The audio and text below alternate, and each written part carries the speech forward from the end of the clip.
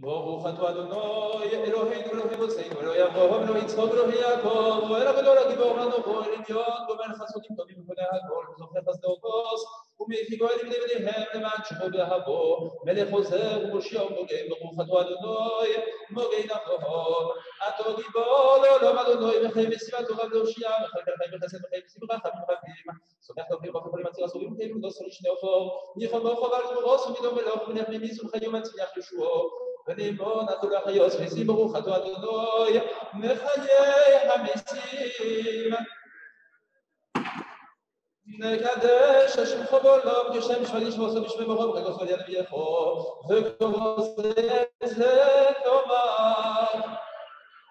קדוש קדוש קדוש אדוני צבאות ולכל ארץ כבודו ולמסור ברוך ימיהו ברוך אבל אדוני ממקומו ותברך על השכו וסוב לבו ימלוך אדוני לעולם אלוהי ציון לעבודו הללויה לדעבודו נגיד לכל נצר נצחים קדוש עשתה נקדיש ושיחה חורית ומתלויים שלום פועל ילמד עבודו בקדוש אותו ברוך אתה אדוני פועל הקדוש עד אופנן עוד נעש ותקדוש ודאופנן ויתרחל יבינו והשכל ברוך אתה אדוני חונן הדועס אשבינו ובסך ובעובד מלכת הקדוש ובחזרינו בסשובו שניבו לפניך ברוך אתה אדוני ורוצה בסשובו סלח לנו ובנתיחותו וחלת מלכנו ובשלנו ובחל לסלח אותו ברוך אתה אדוני חנו דבר בלסלוח ויבואנו יוריד בחלמן שמך ותובל חזרתו ברוך אתה אדוני גואל ישראל רפואינו אדוני ונרפאו שני בלבשו כסלוסינו אותו ולגופו שנימו לכל מלכוסנו ילמך ורופא לימון ברחמנותו ברוך אתה אדוני רופא כולנו ישראל ברך עלינו אדוני לא נעשה שלא עשו עשה עשו וניסו ועשו לטוב ובסדרו כל בני אדמו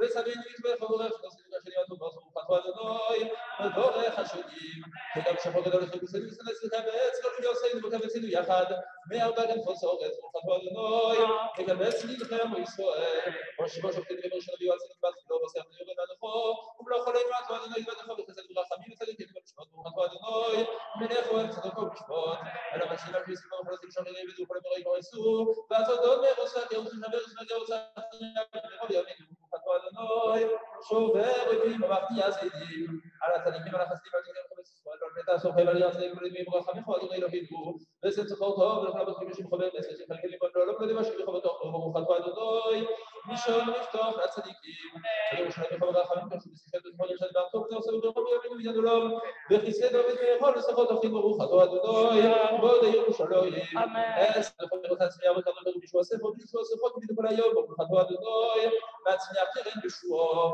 שמעגלנו אדוני אלוהינו חוס ורחמנו קבלו רחמים וצלסים פלסים ושמת פלסים וחתנים עמתו ומלכונך ונעקינו ריקו ועד שבינו כי אדוני שמת פלסים וחסם ורחמים ברוך אתה אדוני שומע תפילו אדוני אלוהינו וכי ספול וספולה סבא שם ותפילו וספול ושיספול וספולה סבא וספול ורצון וספול רצון תמיד עבודה ספול עליך וסחזינו עלינו שום חלסם ורחמים ברוך אתה אדוני המחזיר שוכן עשון לציון אנחנו לא חתוות בגלל ספול וספול ושנת תמיד עבודה ודלו חצלך ונעשה כל כדאי שביודך ולפלוס סבא בגדוס לך ולצליחו שבכל יום בנו ולפלוס סכו וטובו סכו שבכל יסר בכל יום צבו ואתם לא חלו רחמכו ואמרכם ולא סתם חסודך ובירו ותמיד לא ולא יזבורך ויסחו ומשכו על כדאי גדולו וכל החיים בדוחו סלו ירדו שמחו במס ואלה שעושים ועושים סלו ברוך אתה אדוני הטוב שמכל החיים אלוהינו שלום בו ולסחול בחודש שלום כתוב לחודש וכל השלום וטוב ולכל בורך וסמכו ישראל וכל ישראל וכל שלמך ברוך אתה אדוני המבורך ושמו ישראל בשלום יסגדל ויסגדל שמי רבו בעולמו יברוך ירוסלם לכל כוסה וחיי חוד ובחוד וחי דוכל בס ישראל והכולו בזמן קוראים לברוך יש מרבו וברך לעולם ולעולם וידו יסבורך וישתבר וישתבר וסתמה ויסנסה ויסתדר וישראל ויסתדר שמי לקושו וגריחו ואינו ותן בחוצה ושרוסות וחוצות וחוצות וחוצות בעולמו יברוך אמן תסתבל צלסות ועושה עוד אופן ישראל קודם ובן משמע יום יברוך אמן ושלום רבים שהיום חיים עולים מלכות ישראל יברוך אמן עושה שלום וחמור יעשה שלום עולים מלכות יברוך אמן עלינו לשבח לאדון הכל ואנחנו קוראים ושחרים ועדים לפני מלך מלכם אלוהים הקדוש ברוך הוא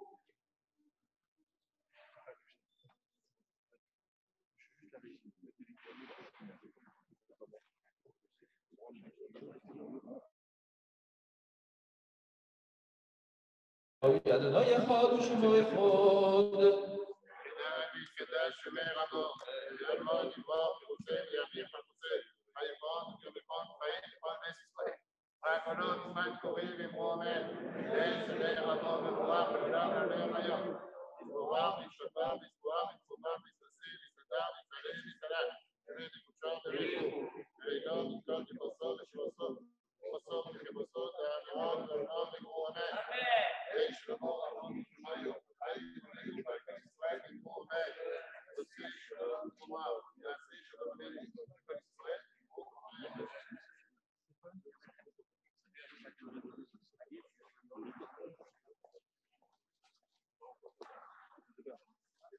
Pourtant, il y a maximum parce qu'il y a musique. Il faut un calcul après. D'accord. Il faut un calcul. Je vais à présent appeler les EI qui vont nous lire quelques témoignages pour Yom Azikaron.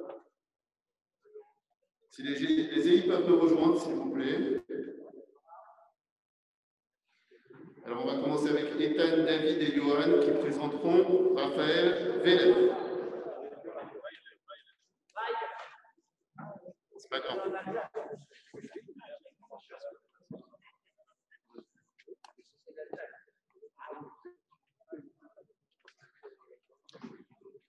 Comme la cérémonie est en Zoom, si vous pouvez juste faire un maximum de silence, s'il vous plaît, pour que tout le monde puisse entendre, même à distance. Merci beaucoup.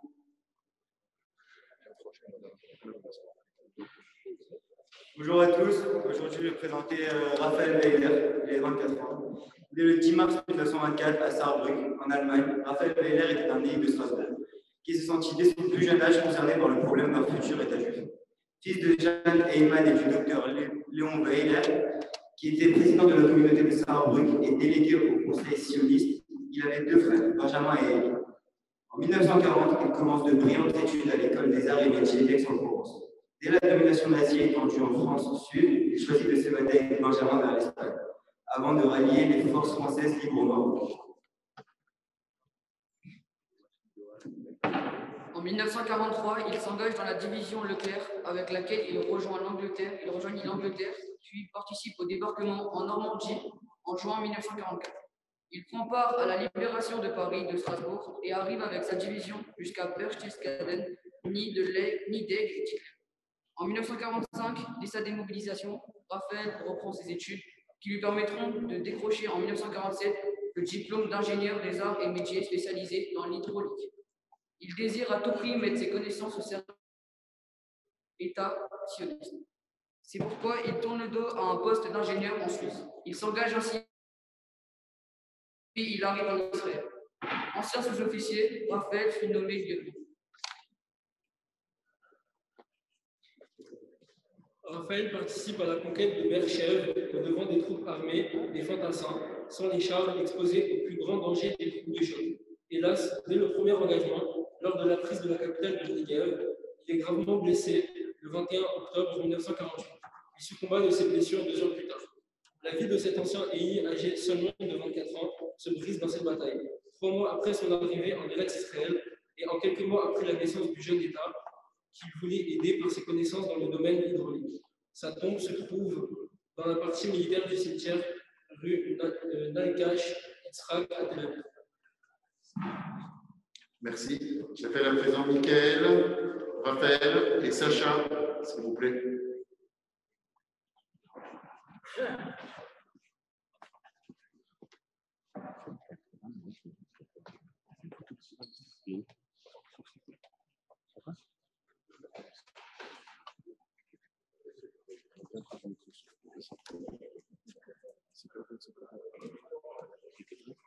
Bonjour, je vais présenter Daniel Weil, 24 ans.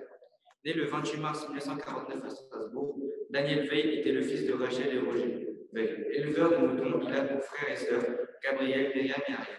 La famille Weil vivait dans la ferme familiale à la Maison, faubourg de Strasbourg. Rachel et Roger donnèrent une éducation juive et sioniste à leurs enfants.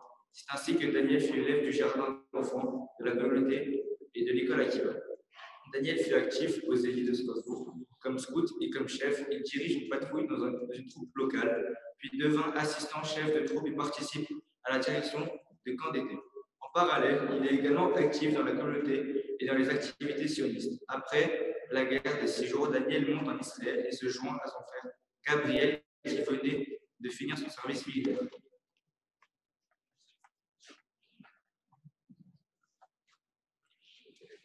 En parallèle, il est également actif dans la communauté et dans les activités sionistes.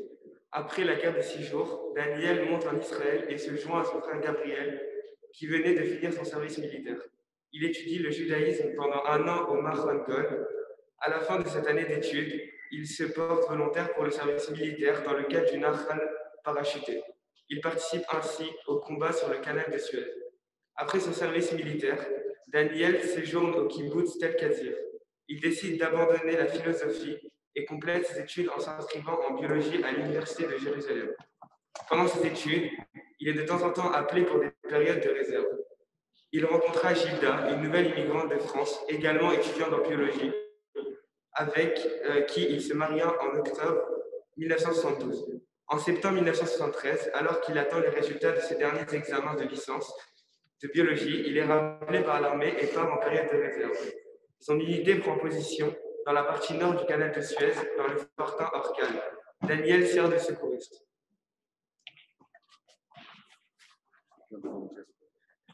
Dès le déclenchement de la guerre de Kippour, le fortin militaire est pilonné.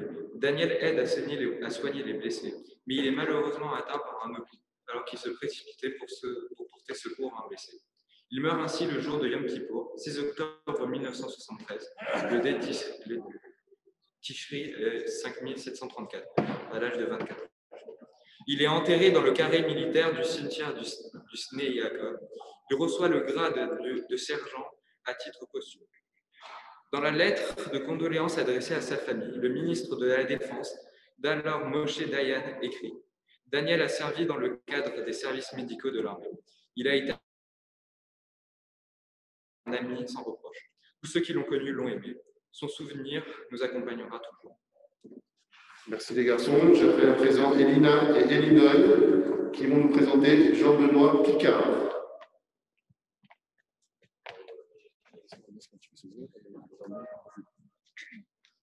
Né le 10 septembre 1941 à Perpignan, Jean-Benoît est le fils de Colette et Bernard Picard.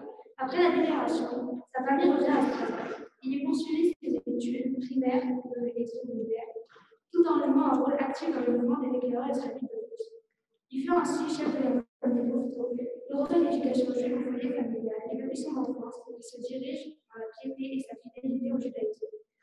Depuis l'âge de la bar mitzvah, il adhère à la vision du sionisme qui concrétisera plus tard. Excellent élève, il poursuivit ses études à l'école des arts et métiers de Lille. Dès son arrivée dans cette ville, âgé de 19 ans, il fonde et anime le Hôpital des Écoles. Jean-Benoît poursuit ensuite son cursus à Aix-en-Provence et c'est en 1963 à Marseille qu'il épouse Jacqueline Gabriel. Le couple a installé par la suite à Paris. Jean-Benoît va partir au service militaire et sert comme lieutenant dans l'armée française lorsque Léa est spécialisée. Après sa démobilisation, il est engagé dans l'industrie aéronautique à Marseille et une nouvelle période s'ouvre pour la famille. 2 ans plus tard, naîtra le second fils à lui. Parallèlement à ses activités professionnelles, il est commissaire du groupe de vie. En juillet 1969, la famille s'installe en Israël, à Jérusalem. Sa fille Raphaël naîtra. En 1971, Jean-Benoît est engagé dans l'infanterie de Sahel. Après les classes, il est affecté à une unité de réserve dans laquelle il est appelé à faire une période de service actif dans chaque année. Lorsqu'éclate la guerre de Kippour, il participe au combat destiné à frayer l'Égyptien dans le Sinaï. Le 8 octobre 1913, il est touché et tombe dans la tête de Fortin, Milano, sur les rives du canal de Suez. Il sera inhumé au cimetière militaire de Montgas à Jérusalem. Merci Osélie. On aura encore un témoignage dans quelques minutes d'Osélie. On va d'abord laisser. Qui est où?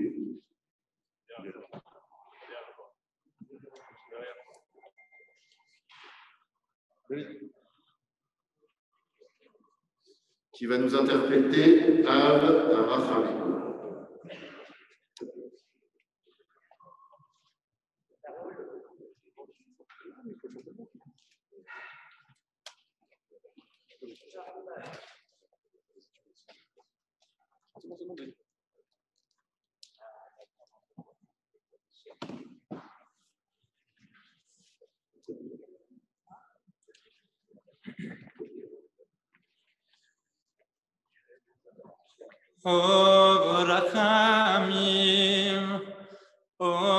Rachamim, Hu Yerachem Amamusim,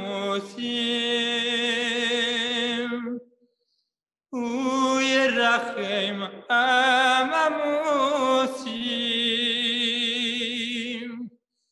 V'yizekor beris Isanim, Oy,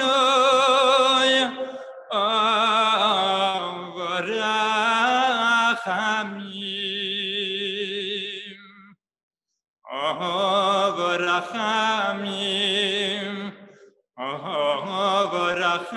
Rachamim, Hu Yerachem Amamusim,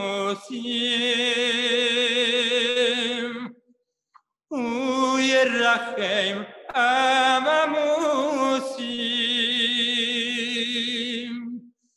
V'yizekor beris Isanim, Oy,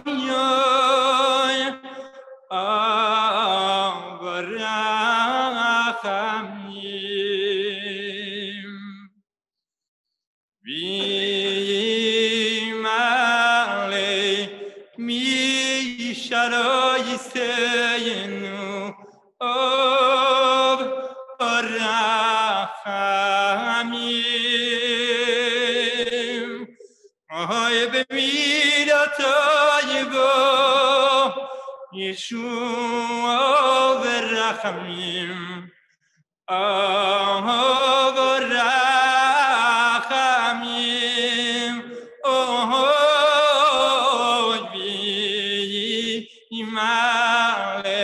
v'yimalei mishalo yiseinu, Oy rachamim, Oy b'midatay bo Yeshua v'rachamim, Oy rachamim,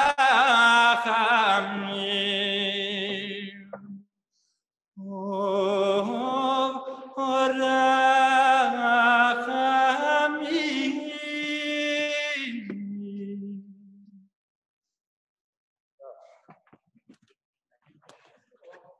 Merci David. On va continuer la cérémonie de Yom HaZikaron avec les Bnei Akiva qui vont venir nous rejoindre de suite, s'il vous plaît.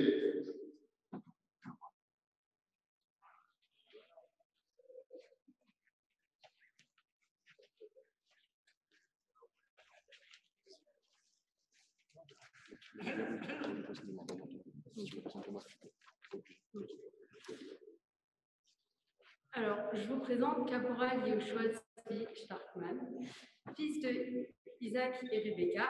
Il est né le 15 novembre 1926 à Moshessu, en Pologne. En 1936, il s'installe avec ses parents en Israël. Il a obtenu son diplôme avec mention. Dès l'âge de 14 ans, il est actif dans le mouvement de jeunesse religieux Bnei Akiva. Pendant une courte période, il fut un madrid dans le mouvement et grâce à ses qualités et à son dévouement, il fut nommé membre du conseil d'administration. Il participe de manière transparente à toutes les activités organisationnelles et culturelles. Il a également rejoint la Haganah, où il suit une période de formation par nature. C'était un homme sérieux et il n'a jamais eu de problème auquel il n'a pas trouvé de solution. Il étendit ses efforts pour lire abondamment à propos des questions littéraires, religieuses, philosophiques et scientifiques et s'efforcera de résoudre de graves problèmes dans sa vie. Son désir d'atteindre la source de la recherche religieuse a arrêté ses études à l'école secondaire pendant un an.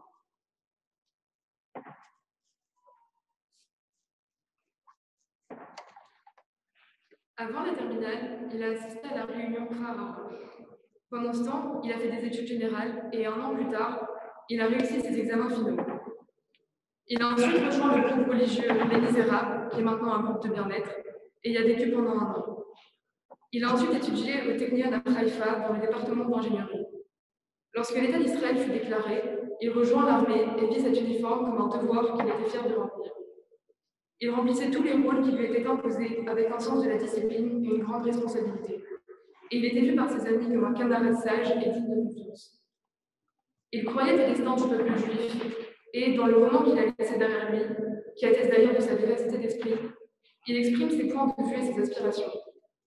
Malgré sa douleur, il acceptait la brutalité de la guerre parce qu'il la voyait comme un moyen nécessaire d'atteindre un but plus élevé. Il a servi dans le camp d'ingénierie en tant que soldat. Il a participé à l'action de représailles à Natadaché pour le meurtre dans les raffineries, à la conquête de Haïfa, et a été témoin des batailles féroces sur la Troum et de la percée de Beit Horoun. Il a également participé à l'occupation du pouvoir de Jérusalem, a atteint la frontière égyptienne à Aja al-Afir, où il a été blessé à la jambe. Il est alors contraint d'accepter une rétrogradation le 2 Iyar 1999. 2 semaines avant d'être libéré de l'armée et de retourner au Tribunal, il fut touché par une maladie. Il fut inhumé dans le cimetière militaire de Nahal Israël.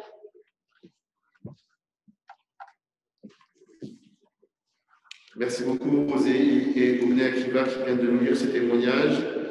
À présent, pour clôturer la cérémonie de Yom HaZikaron et pour passer à la cérémonie Yom HaTzmaout, j'aimerais appeler Madame Marcel Lévy, Sacha, David, Ethan,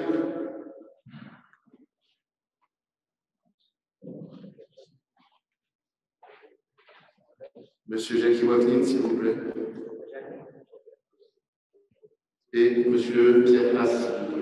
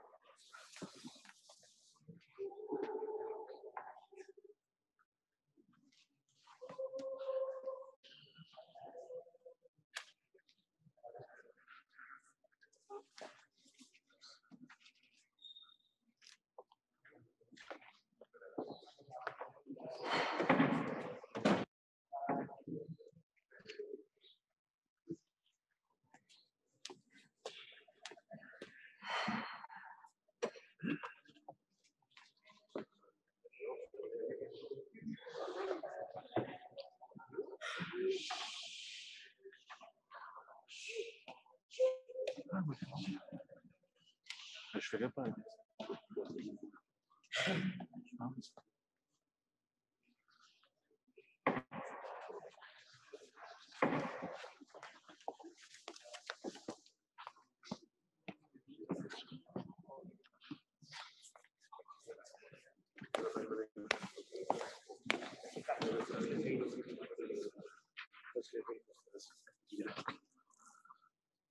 Nous allons à présent faire la manière infirmière. Je vous invite à tous vous lever si vous voulez bien.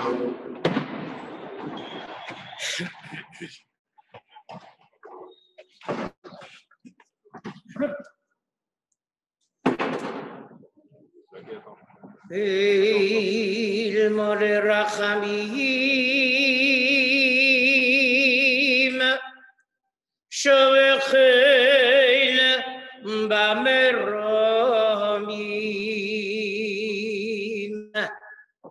ametze emenuchonechono tachas kanefi ashechino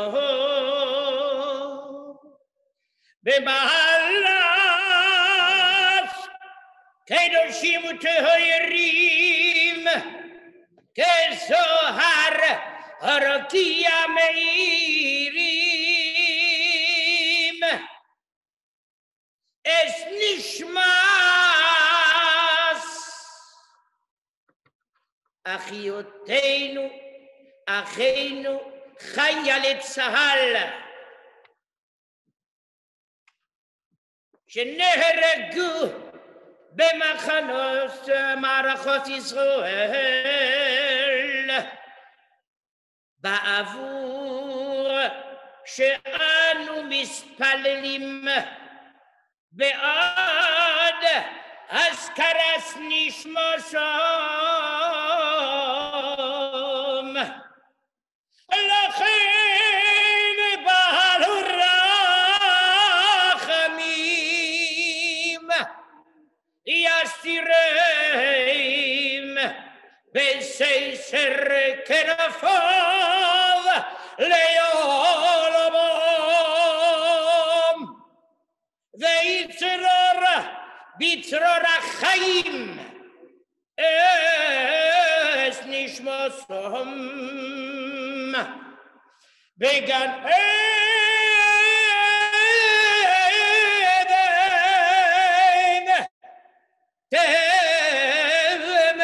תמנוחתם, וינוחו על משכבם בשלום, ונאמר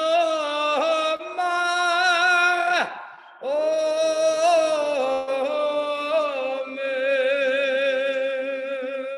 לזכר ברוך בן יששכר, רפואל בן מאיר, Asher Barnossan, Jean-Benoît Picard, Daniel Veil, Raphaël Weiler, enfants de notre communauté qui sont tombés lors des guerres en Israël.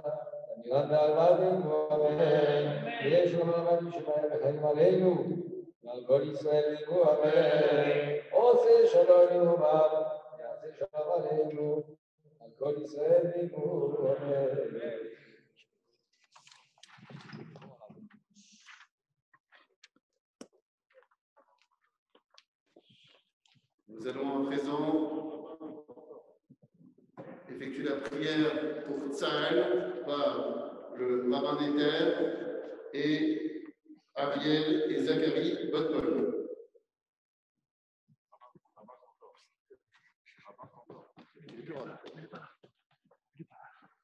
Venez ici, c'est bon. C'est bon, il y en a un. Mettez-le là, là. Ça va.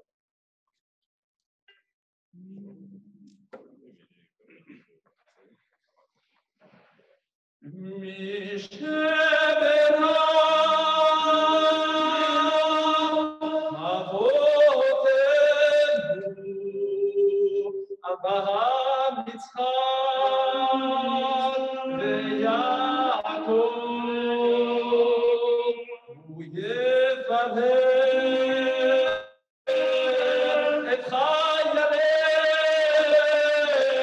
צבא הגנה לישראל.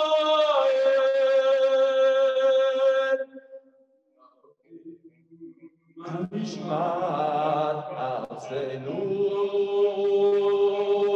והרינו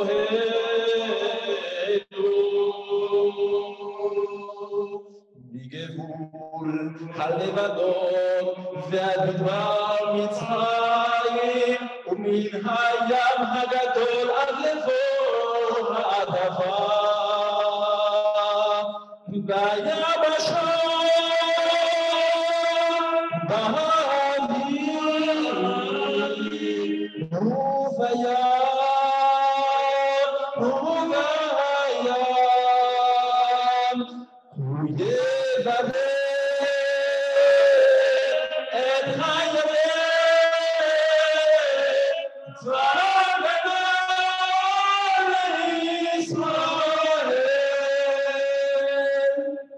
ייתן אדוני את אויבינו הקמים עלינו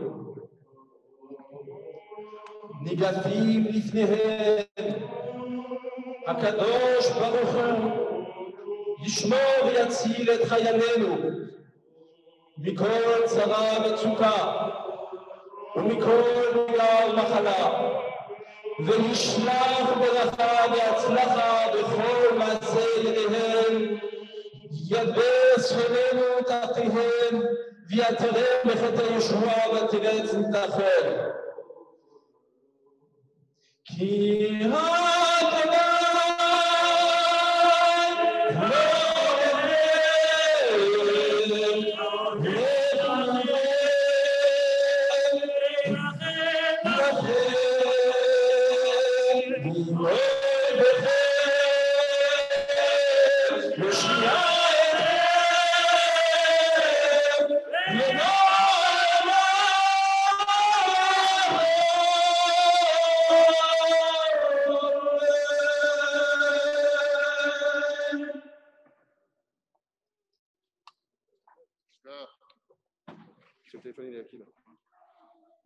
Nous allons à présent commencer notre cérémonie de Yom Ha'atzmaut, et pour commencer cette fête de l'indépendance d'Israël, je laisse la parole au président du consistoire, M. Maurice Daron.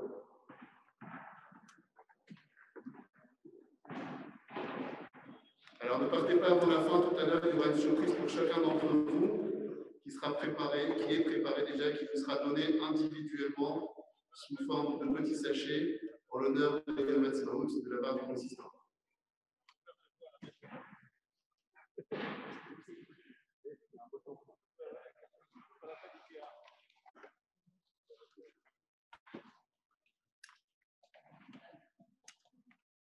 Merci Stéphane. Monsieur le grand rabbin, messieurs le président du CRIF et du Fonds social, et Aharon Raviv, monsieur le consul d'Israël.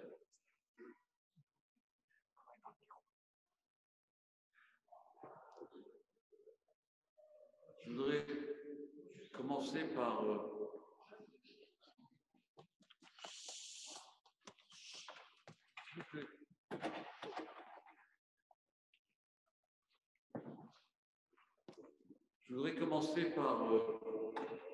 par dire que Yom HaZikaron, c'est effectivement la journée du souvenir à la mémoire des Israéliens morts sur le champ de bataille, mais également c'est la journée de la mémoire de tous les morts du terrorisme, que ce soit en Israël ou ici en France ou ailleurs dans le monde.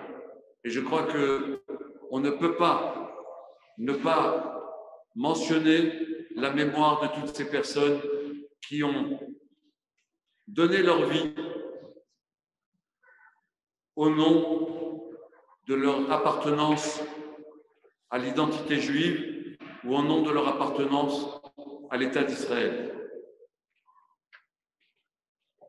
Je voudrais également dire, parce que nous sommes actuellement et depuis plusieurs mois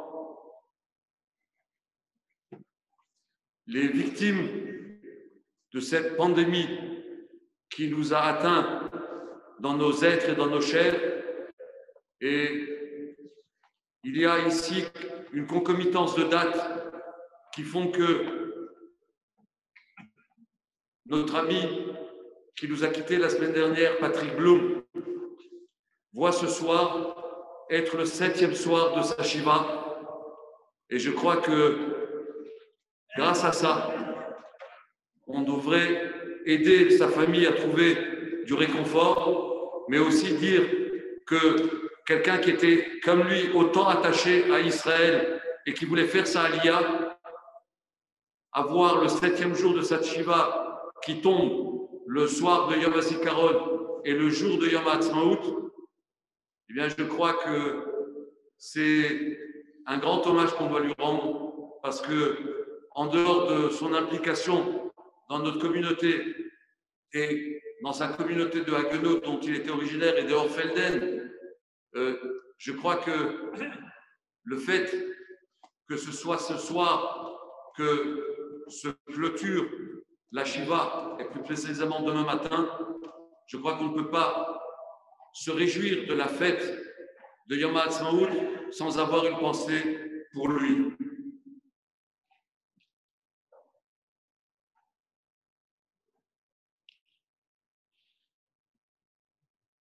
Comme c'est la fête en Israël, et comme c'est quelque part un peu notre fête à nous, qui sommes tant attachés à ce pays pour différentes raisons, et je sais que certains utilisent cet attachement de notre part comme une espèce de double allégeance, mais je ne crois pas que c'est une double allégeance. L'histoire a montré que notre attachement à Israël est viscéral, ancestral, et vous l'avez tous dit à vos familles, à vos enfants, le soir du Seder, que nous souhaitons, et nous leur souhaitons, de nous retrouver tous dans Jérusalem reconstruite, cette ville symbole de la paix, symbole de la vie en harmonie, celle que nous chérissons, cette harmonie que nous chérissons, cette paix que nous chérissons, et c'est une harmonie que nous essayons également de contribuer à apporter dans notre ville ici à Strasbourg, puisque nous habitons ici et nous sommes des citoyens de cette ville et nous devons faire entendre notre voix dans ce domaine-là.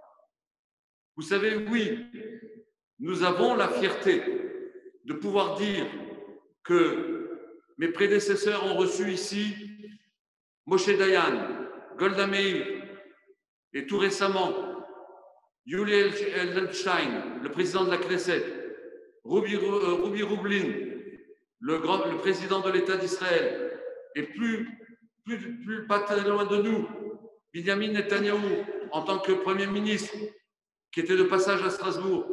Et vous voyez ici qu'il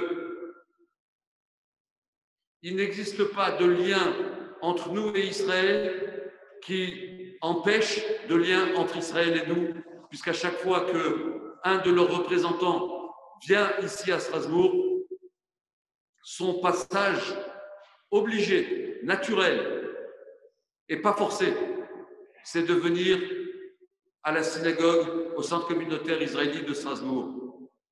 Nous avons eu récemment également la visite de l'ambassadeur, M. Saada, et je crois que là aussi, quand il est venu, c'est parce qu'il voulait témoigner sa sympathie et sa solidarité, à la fois avec des restaurateurs, mais aussi avec leurs clients qui avaient essuyé des refus de livraison parce que c'était de la nourriture israélienne ou alors des clients juifs.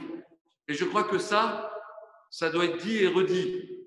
Et c'est pour cette raison que nous avons cette fierté de recevoir toutes ces personnes et nous avons également la fierté de nous tenir bien droit dans nos bottes et bien debout pour dire ce que nous affirmons régulièrement. Vous avez tous été émus par certaines dispositions qui ont été prises par la municipalité de Strasbourg.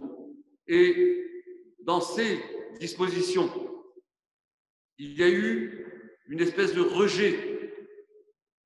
Je ne peux pas appeler ça autrement, puisque la résolution qui définissait l'antisémitisme a été rejetée, balayée, sans respect ni pour nous, pour vous, ni pour tous les citoyens de cette ville qui sont épris de liberté, d'égalité et de fraternité.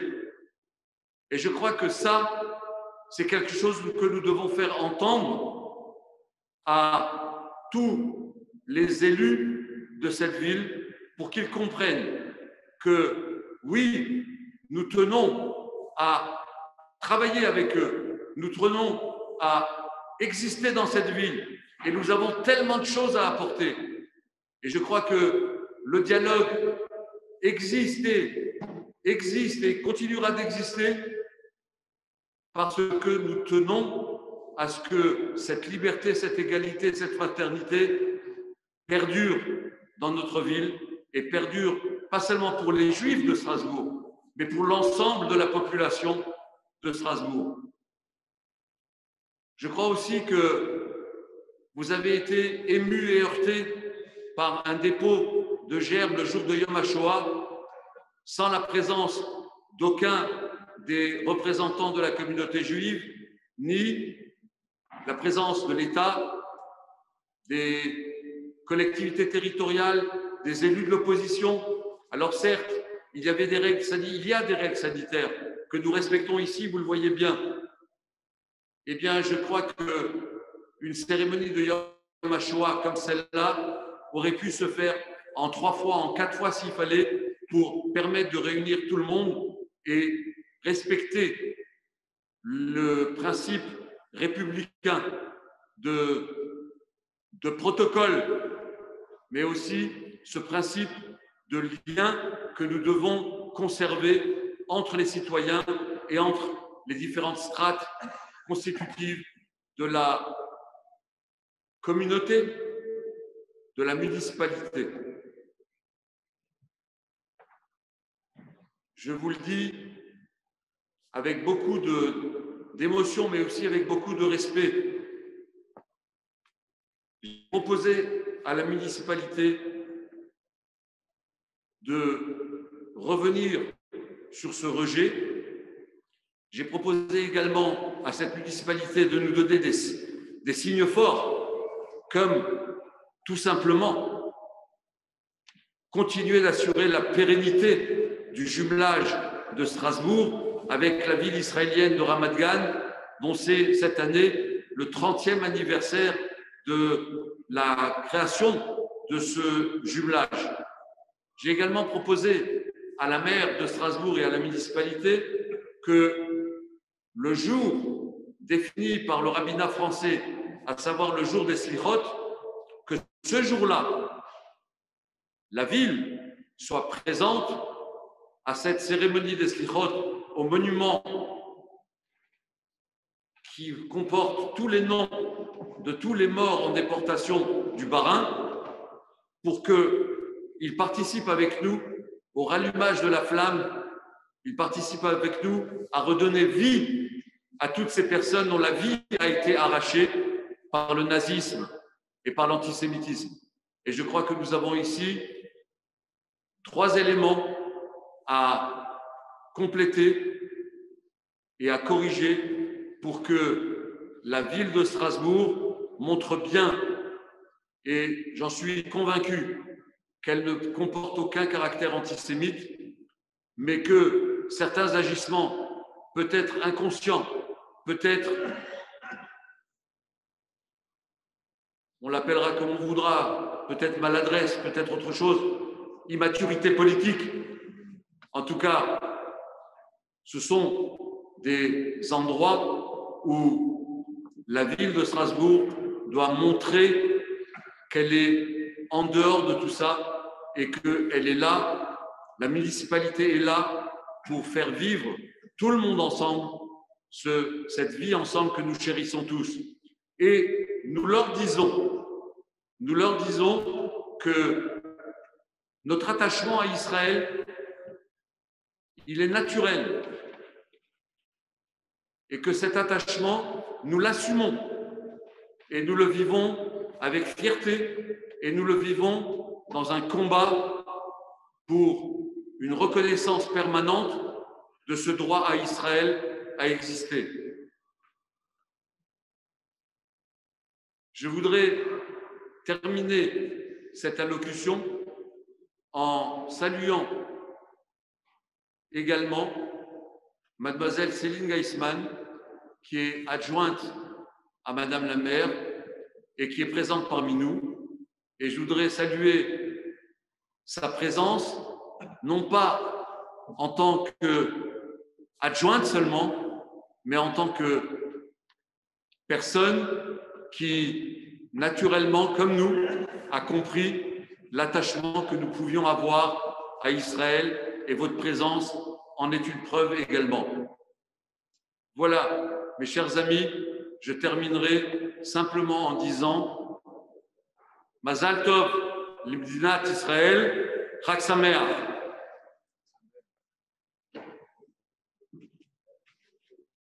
Merci, Monsieur le Président. À présent, le grand rabbin du Bas-Rhin, Harold Abraham Veil.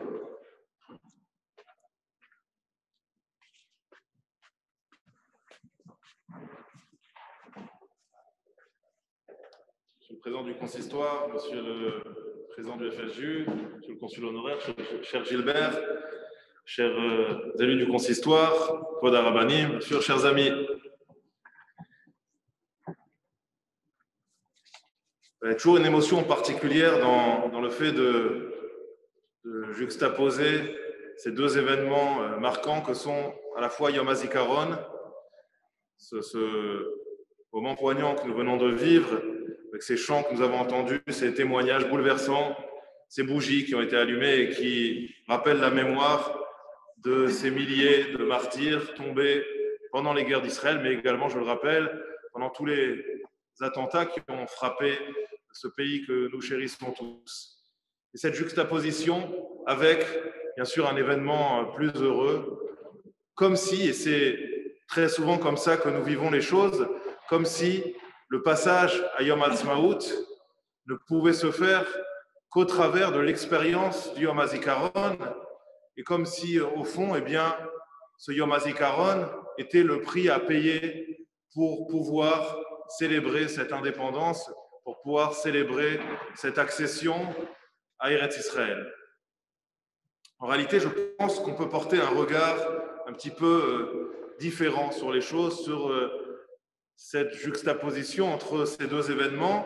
D'ailleurs, je vous rappelle que cette juxtaposition est assez fréquente dans notre tradition, parce que la semaine dernière, lorsque nous avons célébré Yom HaShoah, on a rappelé à juste titre qu'à Yom HaShoah, eh bien, on avait adjoint le terme de Hagevura pour bien rappeler qu'il n'y a pas de fatalité chez nous et qu'au travers de cet événement absolument horrible que nous venons célébrer chaque année, qu'est le Yom HaShoah, il est important de rappeler que le peuple juif a réussi le pari de renaître de ses cendres et également de rappeler l'héroïsme de ceux qui, durant cette période, eh bien, ont par tous les moyens tenté de résister à l'ennemi. Et d'une manière plus générale, eh bien, nous aimons rappeler, que ce soit dans les événements heureux, je me rappelle dans un mariage par exemple, où nous finissons toujours la cérémonie en cassant un verre, ou dans des événements au contraire plus tristes, dans lesquels il y a toujours quelque chose qui nous rappelle un petit peu l'espoir qui est consubstantiel à la vie du clan Israël, que eh bien, cette tristesse et cette joie sont en réalité les deux faces d'une même pièce, et que c'est la force du clan Israël, à la fois dans les moments de tristesse, eh bien, d'avoir cet espoir, de se rappeler de ce qui le porte, ce qui lui permet de continuer à exister, mais également dans les moments de joie intense, eh bien, être capable de rééquilibrer un petit peu les choses, de ne pas tomber dans l'euphorie et de se rappeler également de son passé, non pas pour sombrer dans une mélancolie, mais tout simplement pour garder la tête sur les épaules. Alors, je vous proposais, et je veux mon propos court ce soir, donc je vais simplement partager cette idée rapide avec vous, cette réflexion sur une autre manière d'envisager, d'appréhender ce rapport entre Yom HaZikaron et Yom HaAtzmaut. Non pas comme le passage de l'un à l'autre, non pas comme un Yom HaZikaron qui est nécessaire au travers de toute la douleur qu'il engendre pour pouvoir vivre et assumer ce Yom HaAtzmaut, mais peut-être comme deux événements en réalité qui comportent une essence commune. Et effectivement, cette essence commune, c'est cette capacité, cette opportunité unique qui nous a été offerte de pouvoir vivre des événements ensemble, de pouvoir partager un projet commun dans des moments tragiques comme dans des moments plus heureux, mais en réalité cette capacité qui nous est donnée souvent malgré nous de pouvoir vivre les choses ensemble, de pouvoir ressentir les choses ensemble, de pouvoir s'intéresser à la vie de l'autre ensemble. Et je crois que c'est cette opportunité unique dans l'histoire parce que, bien sûr, elle n'a pas d'égal lorsqu'elle est vécue en diaspora, lorsqu'elle est vécue en Eretz Israël par tout un peuple qui partage cette expérience au quotidien. Et si eh bien, nous célébrons bien sûr Yom HaZikaron avant Yom HaAtzmaut, c'est sans doute parce que cette expérience commune, elle est d'autant plus forte au travers de cette journée de Yom HaZikaron où on fait l'expérience finalement du paroxysme de ce qu'est la Ahavat Israël, l'amour de l'autre, de ce qu'est cette capacité à être à l'écoute de l'autre. Et on a rappelé la mémoire de personnes qui nous sont très chères. On a rappelé il y a quelques instants notamment 3 noms de personnes qui ont marqué cette communauté, dont les murs de cette communauté ont entendu les prières, comme la plaque le rappelle dans la synagogue du Merkaz, que ce soit Jean-Benoît Picard, que ce soit Daniel Veil, ou que ce soit Raphaël Weiler, dont l'Office des jeunes porte le nom. Ces personnes-là qui, au sacrifice de leur vie, eh bien, ont été capables de se battre, pas simplement pour un idéal, mais tout simplement pour permettre à d'autres personnes, pour permettre à d'autres juifs de pouvoir, eux aussi, eh bien, aspirer à cet idéal. Et je crois que c'est véritablement le summum de la Havat Israël, du don de soi, être capable d'aller jusqu'à donner sa vie pour que d'autres personnes, que je ne connais même pas, pour la plupart d'entre elles, peut-être certaines personnes qui eh bien, existeront dans plusieurs générations, mais que ces personnes-là eh bien, puissent vivre également cet idéal et aspirer à cet idéal. Je crois qu'en regardant ces 2 événements, avec cette même essence, eh bien, on appréhende les choses peut-être de manière un petit peu moins triste, un petit peu moins fataliste, un petit peu moins brutale que le regard qu'on a l'habitude de porter sur ces événements. Et en cette période de pandémie et de crise, comme le rappelait notre président Maurice Dahan, je crois que ça a une saveur encore tout à fait particulière. Voilà ce que je voulais souhaiter à notre communauté. Et en cette période du Homer, je crois qu'il n'y a pas de hasard non plus si Yom Ha'atzmaut, Yom HaZikaron sont toujours célébrés pendant cette période du Homer. C'est parce que cette période du Homer, elle nous invite également à appréhender sous un regard nouveau le rapport que nous entretenons avec notre prochain et à essayer de vivre les choses de manière plus forte, plus intense. Et c'est véritablement ce que je nous souhaite, ce que je souhaite à notre communauté, en souhaitant encore une fois un bon anniversaire à l'État d'Israël et en vous remerciant pour votre attention.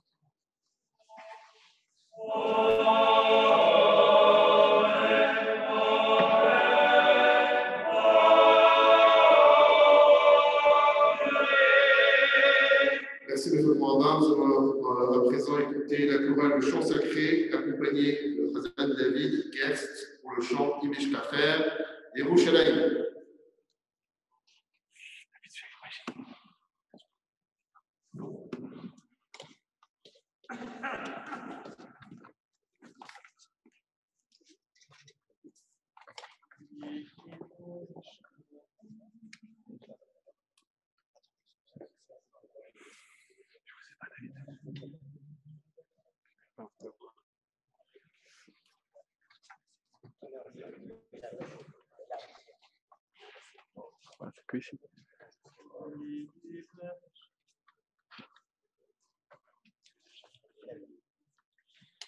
אם אשכחך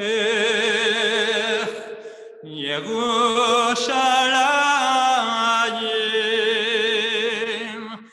תשכח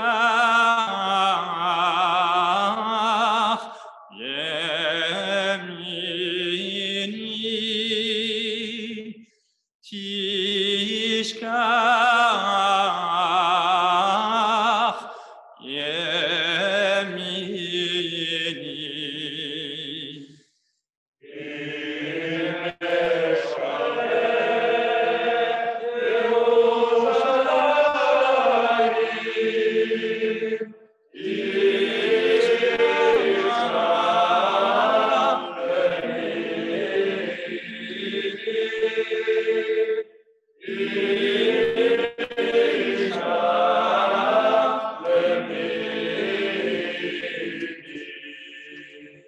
תדבק לשוני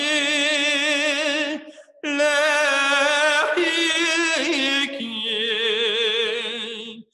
אם לא אזכרכי אם לא אעלה את ירושלים את ירושלים על הראש שמחתי אם לא אעלה את ירושלים, את ירושלים, על ראש שמחתי.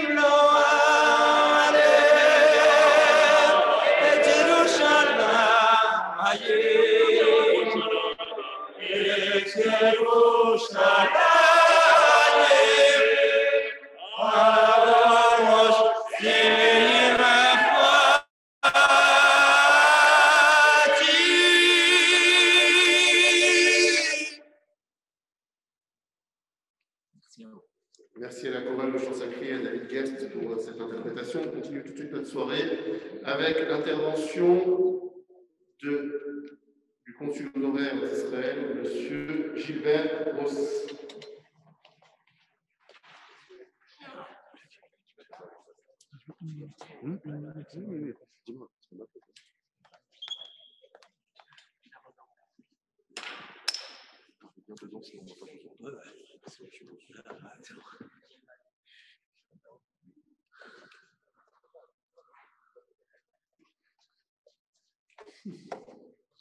Bon. Attendez une minute. Je ne suis pas un spécialiste. Bon. Intervention. Message du président de l'État d'Israël à la communauté juive de Strasbourg. Mes chers amis de la communauté, c'est aujourd'hui la dernière fois que je vous adresse un message, puisque mon mandat de président va se terminer dans quelques mois. Je connais bien la ville de Strasbourg, je connais bien votre communauté pour la raison suivante. Alors que j'étais président de la Knesset, je venais quelques jours, une fois par an, assister à la conférence des présidents de Parlement au Conseil de l'Europe. Les Juifs de Strasbourg vivent actuellement une situation un peu difficile. Situation qu'on n'a pas vue depuis les années 30 de l'autre côté du Rhin. Vos leaders, consistoire et CRIF, ont su bien réagir, ce qui démontre leur capacité à gérer les événements. Mais vous devez savoir que nous sommes à votre disposition, si vous le souhaitez, pour vous aider comme vous l'avez fait pour nous depuis 73 ans. Am Yisrael Hay, signé Roubi Rivlin, président de l'État d'Israël. Alors, si vous me permettez, je vais vous faire une réflexion personnelle. Nous sommes à la fin de Yom HaZikaron, où, comme l'a dit le président, nous commémorons aussi les victimes du terrorisme dans le monde entier. Il se trouve que la justice française a juste choisi le jour de Yom HaZikaron pour dire que l'assassin de Sarah Halimi était irresponsable parce qu'il se gavait de cannabis. Irresponsable, ça veut dire qu'il ne sera pas inculpé, qu'il ne sera pas jugé, qu'il ne sera pas condamné, et ce brave meurtrier s'en sort libre comme l'air. Voilà ce que je voulais vous dire. Mais franchement, ils auraient pu choisir un autre jour.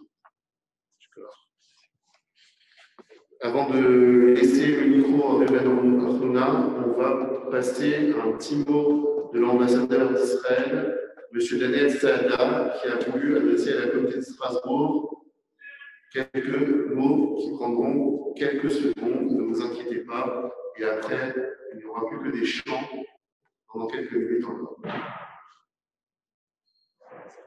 Bonjour à tous les amis de Strasbourg.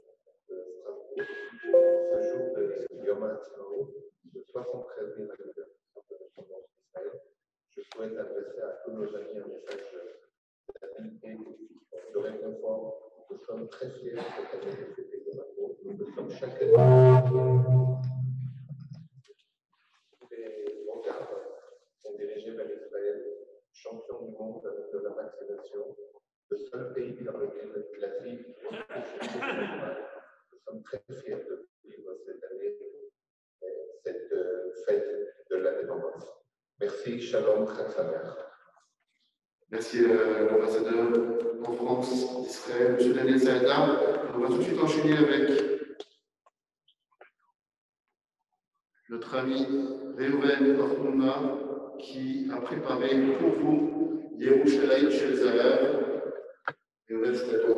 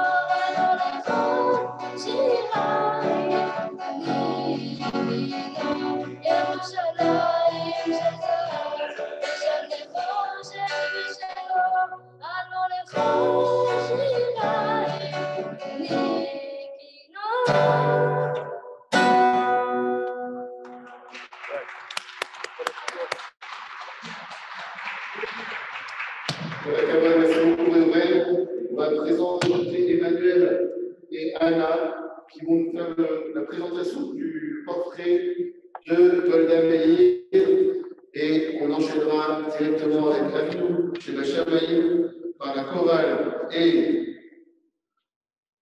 Jacques Waklin qui sera suivi pour clôturer la cérémonie par la Tikva qui sera entonnée par 4 enfants qui vont nous rejoindre d'ici quelques minutes et on aura encore la chance d'écouter quelques minutes également de Vendéter au piano. C'est parti, Anna, Emmanuel, venez.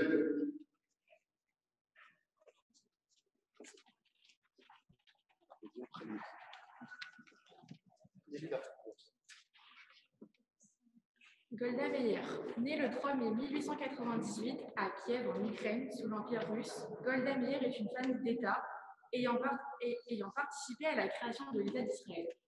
Dès le début du XXe siècle, fuyant les pogroms, la famille décida d'émigrer aux États-Unis. Dès l'âge de 18 ans, Golda débute sa vie militante en défendant le sionisme. Ainsi, le 23 mai 1921, Golda, son mari et sa sœur Shaina font leur aliyah. À leur arrivée, ils rejoignent le kibbutz Meravia, qui choisit Golda comme représentante auprès du syndicat de la Histadrut. Golda a eu 2 enfants, Menachem, né en 1924, et Sarah, née en 1926.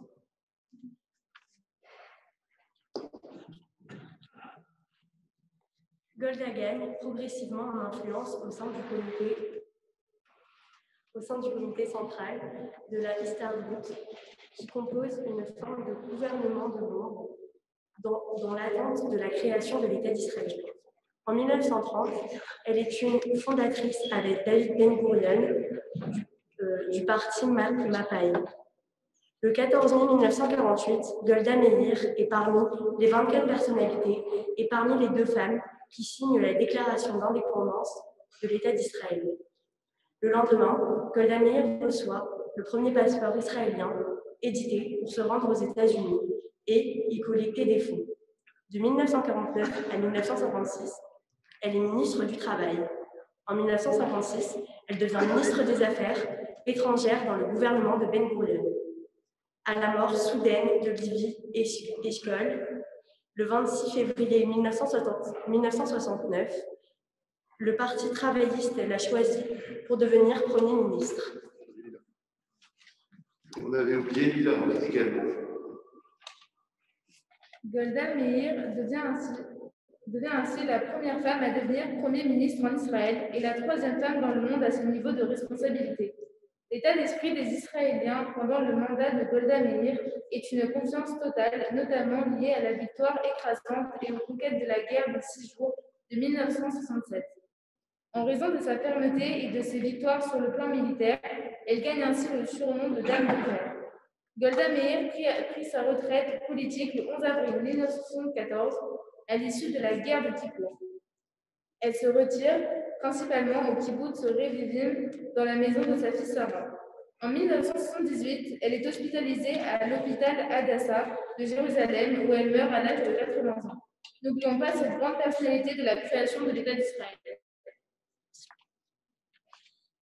Merci Ozélie. Et j'appelle Josh, Ronnie, Léa et Ava à nous rejoindre tout de suite, s'il vous plaît. Et tout de suite à nous chez la Chamaïm par la chorale et le Chazan, Jackie Waklin, et on terminera par la Tikva. N'oubliez pas la distribution de falafel individuelle tout de suite après, dans quelques minutes. Mais les côtés d'abord. D'abord vous. D'abord vous. Nous, chez Bachaïm d'abord. Non, excusez-moi, alors les enfants, venez.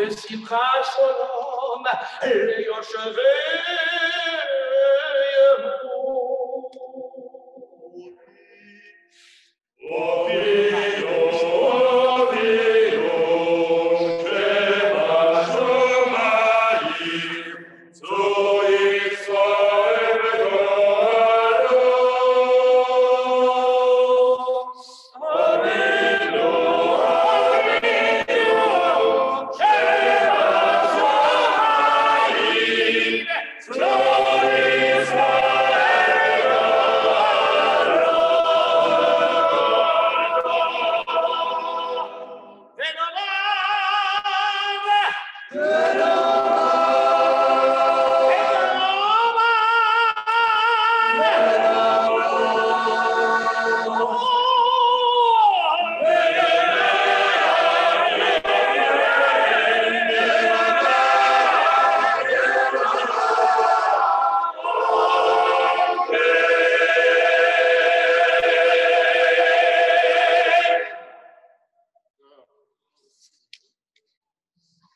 On va terminer la tikva. J'appelle Ron, Josh, Ava et Léa nous rejoindre pour la tikva. Ils sont hyper stressés.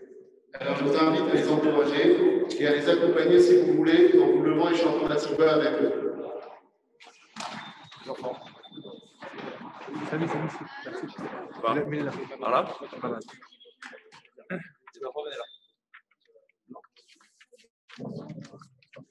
Juste avant qu'il commence, j'aimerais faire un dernier petit mot. Un grand remerciement à Stéphane qui s'est occupé d'organiser Yom HaShoah, Yom HaZikaron et Yom HaSaout. À chacun d'entre vous, à toute l'équipe des gens qui ont participé, qui étaient présents, et de faire surtout le souhait que l'année dernière on était sur Zoom, cette année on est présentiel et que l'année prochaine on puisse faire une super fête avec la musique. Bonne soirée à tous. Encore ? Oui, c'est j'ai que le poteau. Il faut le mettre. Ah ouais.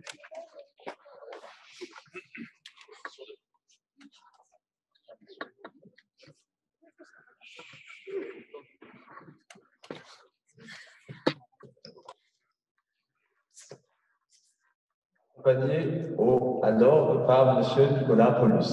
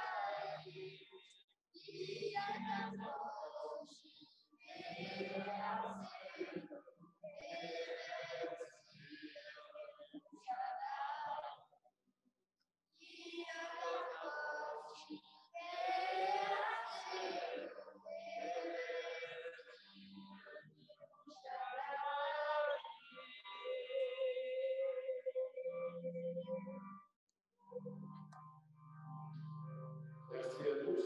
Et je voudrais juste finir avec Réhouven Netter, si Réhouven Netter peut nous rejoindre, s'il te plaît, et nous jouer quelques mots. Et après, je vous invite à rejoindre le hall où les sachets de falafel individuels nous seront distribués à chacun dans le hall d'ici 2 petites minutes.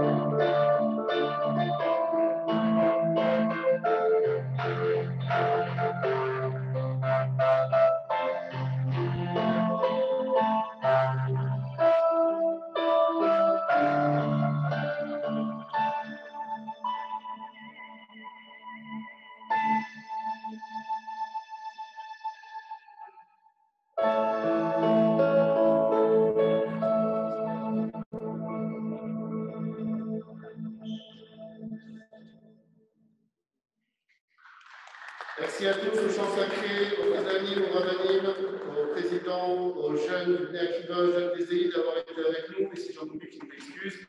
Très bonne soirée et bon falafel à tous et à très vite.